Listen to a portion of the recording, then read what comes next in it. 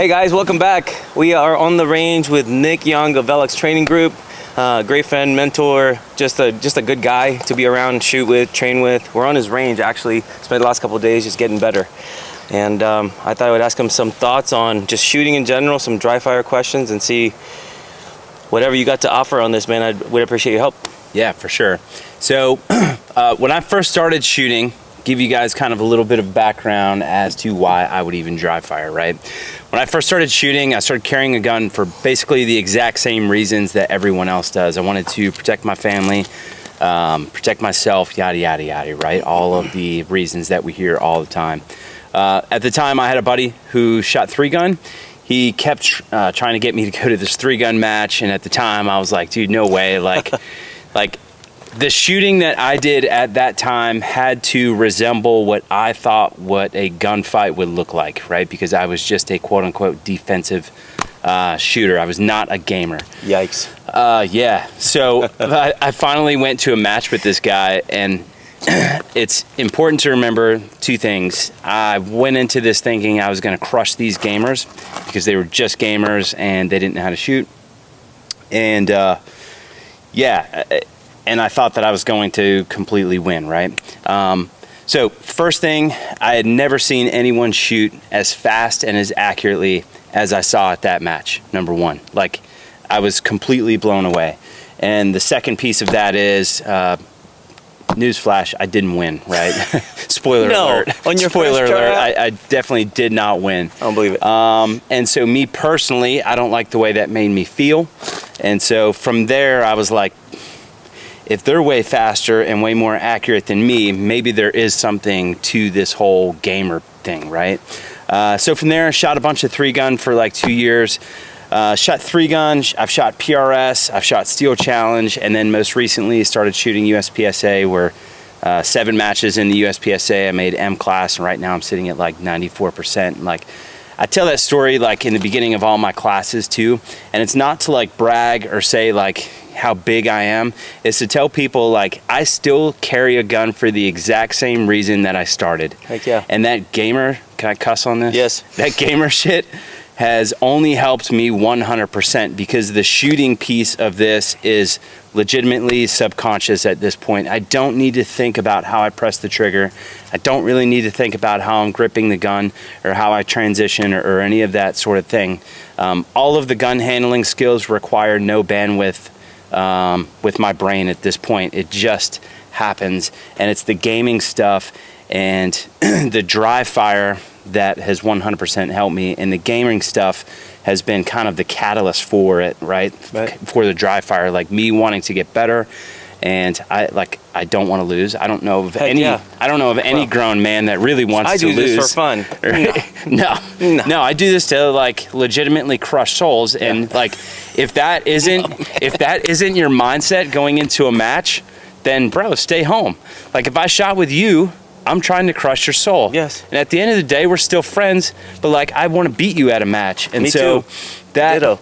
I would expect that, right? And I want to compete against people that have that same exact mindset. But like dry fire for me has 100% been a massive help. And I think that without dry fire, I couldn't be where I am. And honestly, man, the range that we're at is like 70 yards from my house. Right? Yeah. I could shoot every day, and guess what? I still dry fire. Yeah, no, for sure. So let me ask you a question.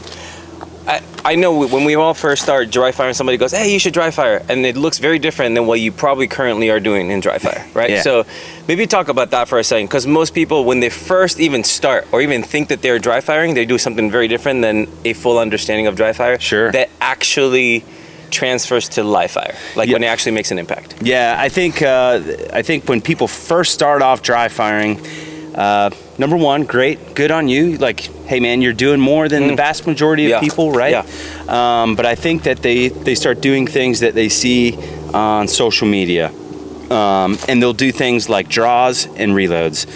They'll get a draw and get one trigger press and then hit a reload. And it's like, that's great. You're getting some gun handling skills for sure. Sure. But it needs to be more structured than that. So the vast majority of what I do now basically have 2 different type of modes of dry fire, right?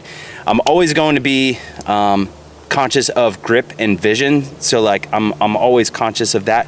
But there will be one mode where I will focus solely on grip and vision, right? And so say I'm shooting or dry firing like designated target or something where I'll have, 8 different targets and I'm doing all these crazy transitions and stuff. Throughout that, I am focused on grip and vision, nothing else, right? How does my grip feel throughout that entire piece?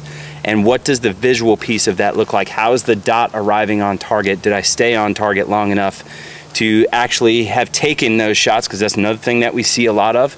You see people dry fire like running the trigger so fast, and then they get out in live fire and it's completely different. So the grip and the visual piece is a huge part of it. And then the other part for me, I can't improve on it, so we'll go ahead and say what Steve Anderson says is speed mode. Yeah, sure. That speed mode piece, I'm sure you could attest to this too. That speed mode piece has 100% helped me get much better. Like what's available? How fast can this be humanly be done? Yep. And then how do I make that normal, right? Yeah, exactly. It's like when I first classified, so shot 4 matches, classified, I think it was like a 76% in USPSA. And I'm like, okay, I can hit things. Like hitting things isn't really my issue. It's the raw speed of gun handling specifically. Sure. So like I could draw, but the draw is going to be like 1 second or like 1.2 or 1.3. The reload, same exact thing. Like, yeah, I could hit a reload, but like it's not going to be fast at all. And so, a couple things here. That practicing speed mode of like, if you're unaware of, well, I'm sure they are if they're part of your program, what speed mode is. They should be, yeah. They should be, right? I'll tell you if you're not, right? Yeah, so like what I do with speed mode, we'll take the draw for example. I will set a par time on a par time that I know for a fact that I can hit consistently. For me, that's 1 second. Sure. 1 second feels like an eternity to me. My grip is going to be great. The visual piece is going to be great. Cool, got it on 1 second. Get 10, 12 in a row, and then I'll knock a 10th off. Yep. Same thing, 10, 12 good ones in a row, knock another 10th off, and I go all the way down to 0.5. Yep. I go all the way down to 0.5 for 2 reasons. Number one, that's my goal, to get the gun in front of my face in 0.5. We could talk about that more in a little bit. Absolutely. But experiencing that speed is so important. And if you never experience what that speed feels like, you never know what it feels like ever, right? So like, if you never push speed and not worry about other things like, oh, my dot was in the Charlie. Sure. Like I hear that a lot. Yeah. Like, oh, it was really fast, but my dot was in the Charlie. But, yeah, sure. And it's like, dude, who cares if we're isolating the speed piece? All we're really trying to do here is get used to that speed. And what I found is, like, over time, you will build new norms for yourself. Heck yeah. It's like, okay, if I'm dry firing regularly, practicing speed mode stuff, if my say my comfortable draw is 0.8 this week, next week it'll be 0.75. And what I mean by comfortable is I can comfortably, like comfortable hand speed, get the gun out in front of my face in 0.8. Yep. Then next week you will have a faster draw at a more and more comfortable pace. So to me, the speed mode stuff was about how I felt and the raw speed of like getting my hands to do things. So after I did a bunch of speed mode stuff, things no longer felt fast at all. Yeah. It's kind of like I had some state troopers in a class a couple months ago, and they were telling me about this driving school that they went to, where they were like driving 170 miles an hour around this track. And they were like, dude, at first it felt like crazy out of control. Right. Then on the way home on the freeway, when they were doing 65, 70, they were like, man, it felt like it was 25. So it's like, if you can get used to the feeling of that speed, then you'll be able to shoot like way more comfortably live fire, right? Yeah. And if you're feeling comfortable and you don't have to think about going fast, it is going to be fast and it is going to be accurate. Yeah, in the program we talk a lot about, like, we work times down, part times down to aggressively to a point where the like wheels fall off, right? Where it's like, okay, that's outside of my current mastery. And so we also talk about get familiar with something you just absolutely can't do yet. and then you make that more normal by working at that level that you're not comfortable with yet. Sure. And then from familiar it becomes normal. From normal, then you can work on mastery. But you can't go straight to mastery or expect mastery of something you've never even seen done at a X amount of time or whatever.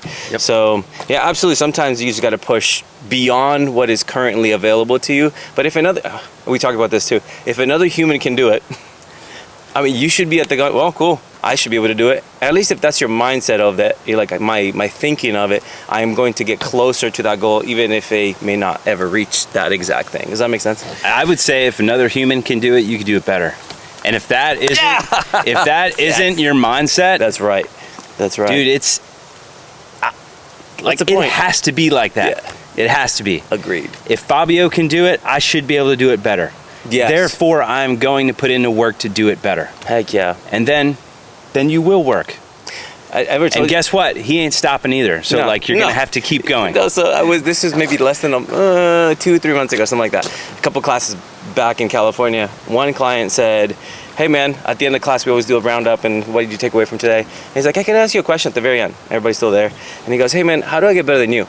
I was like, respect, My man. bro. My man. Let's do this, you know? Like, Yes. That wasn't offensive. That was like such a compliment. It's like, not only do I want to get better, but I want to be better than you. I'm like, fantastic, right? So I legit was like, here's a few things that you might consider right now. I'm not even going to get into that because it'll take forever. And then I followed up with an email and I said, you need to do these things. And for you to get better than me, you're going to have to add another like 20-30% because I'm not stopping. Yep. But that's cool, man. Push that hard and see like where you can get for you know? Yes. That was a really respectable question. And dude, it's a possible thing. I think you would agree with me here. Like, I'm not anyone special. You're not anyone special. It's just the amount of work that we put in to figure some stuff out. Mm-hmm. And like every now and then we see it in a student too, right? You'll see students freaking, well, I'll give him a shout out here. Brandon Dixon in California. Yeah, my brother. Like, he came out to my class and you could tell like he did some things that were pretty squared away, but like you could see that Hungry. like he was hungry. Yep. Dude, the stuff that I see that guy do now is insane compared to what he was doing last year. Yep. So I'm excited to see that cat in the next class, actually. Yeah, he's getting after it. He's putting in work, and tons of people in the program, like you guys know who you are, but you put in the work, it pays off in the end. It just does. Yep. You may, again, remember, it's not a sprint.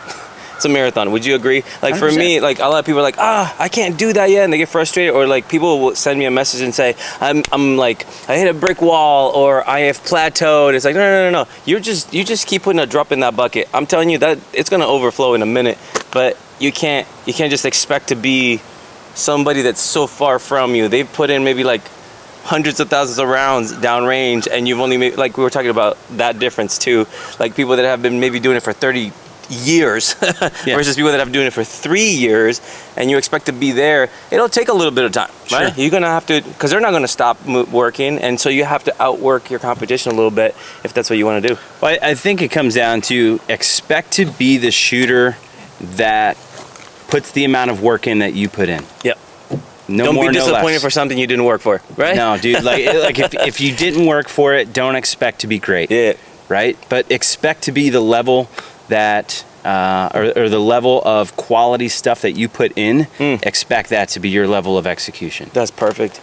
Any last words of wisdom for people that are like, okay, so I'm dry firing and I do 20 minutes every 3 days a week. That's like where they're at. Because I think that's like the majority of the people in the program. They'll do like 15 to 20 minutes, 3 days a week. They're doing some work, like maybe like words of encouragement or wisdom. So I would say that if you have 20 minutes, I would split that up into twice a day. There you go. I would do 10 minutes in the morning, 10 minutes in the evening.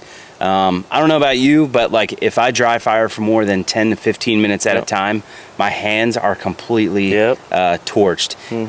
And if your hands are not torched after dry firing for 20 to 30 minutes, you're probably gripping the gun like you should not be gripping the gun, right? Probably should be gripping it a little bit harder. So and I would say if you could do it twice a day, 5 to 10 minutes twice a day, and then just think about the quality of input that you're putting into your training. It's not about the quantity with what we're doing here, it's about the quality of what we're doing here. If you are very aware of things like, hey, what did my grip feel like when I drew that pistol? What did the visual piece of this look like? How did the dot land on the target? If you can be aware of grip and vision specifically, and then add some speed mode stuff, like those are the things, right? And I would say, like, don't even worry about some of the other stuff that you hear about training in Dryfire. Like, worry about grip and vision. Yeah, for sure. Well, thanks, Nick. I appreciate it. Yeah. And it's been a great couple of days of training. We'll get a couple, maybe another hour or two today, and then we'll do it some other time. You guys know what to do. Get after it.